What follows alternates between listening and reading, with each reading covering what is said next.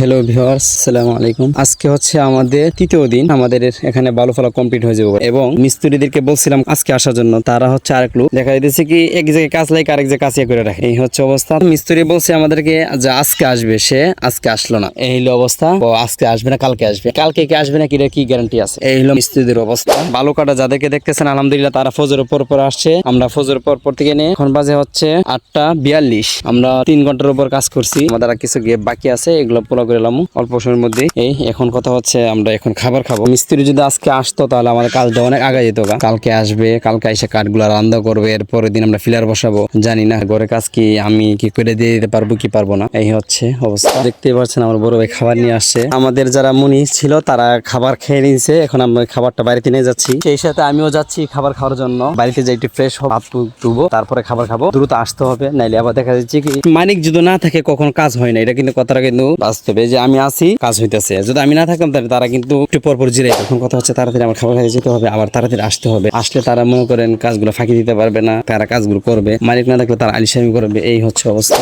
দীর্ঘ 1 ঘন্টা পর পুনরায় আবার আমরা কাজ শুরু করে দিলাম। তখন আমি পড়ছি, এখন আমার বড় ভাই পড়তেছে। চলুন আমরা একটু জায়গাটা দেখে আসি কত লোক পড়ছি। আমরা 3-4 জন লোক লাগলাম, মনে হলো লাগছে 3 জন আর আমরা 2 ভাই। এই যে দেখেন গাইমা অবস্থা খুবই খারাপ। এই যে দেখতেই পারছেন মাশাআল্লাহ বুইড়ে গেছে, হালকা একটু বাকি আছে। একটু উঁচা করতে হবে, যেহেতু বালু পানি দিলে আরো ডাববো, আরো নিচে যাবে, যাতে পরবর্তীতে আমরা 12টা শট পড়লে কিন্তু আমরা এখানে নিতে পারবো না। ওই যে 12টা যে এখানে আনতেছি নিয়ে আসবো, যাতে পরবর্তী আমাদের ভালো শট না পড়ে। যে টালটা দেখছেন এই টালটা পরে আমরা নিয়ে আসে পারবো। পাড়া দিলে কিন্তু অনেক ডাবে, পানি দিলে তো আরো ভিতরে যাবে। তাছাড়া আমরা এখানে ফুলুর করবো, ফুলুর করে দেখা যাচ্ছে কি বালু ডাবতে পারে। যখন আমরা 2-3 মাস পরে এটা ফুলুর করবো, বালু ভালো করে ডাবো, জায়গা যে পচো, তারপর আমরা ইনশাল্লাহ ফুলুর করবো। এখন পরে 1-2 মাস 3 মাস টানা পানি দিব, এরপর আস্তে আস্তে আমরা টাকা পয়সা হইলে আমরা এটা ফুলুর করে নেবো ইনশাল্লাহ। আপনারা দোয়া করবে আর সাথেই থাকুন। ফাইনালি আমাদের টানা 14 ঘন্টা পরিশ্রম করার পর এই বিড়াল আমরা বুড়াইতে পারছি। এখন কথা হচ্ছে আর হিডে মজা আমরা উড়া করে ফেলাইছি বালু, আর এটা পুরোটাই বুড়তে পারছি আলহামদুলিল্লাহ। তো যাই হোক অনেক কষ্ট হয়েছে। 2 দিন আমাদের সময় লাগছে, 7 ঘন্টা করে 14 ঘন্টা, পুরো 14 ঘন্টা আমাদের দিতে হয়েছে। গতকালকে রাখছিলাম 2 জন আর আজকে রাখছি হচ্ছে 3 জন।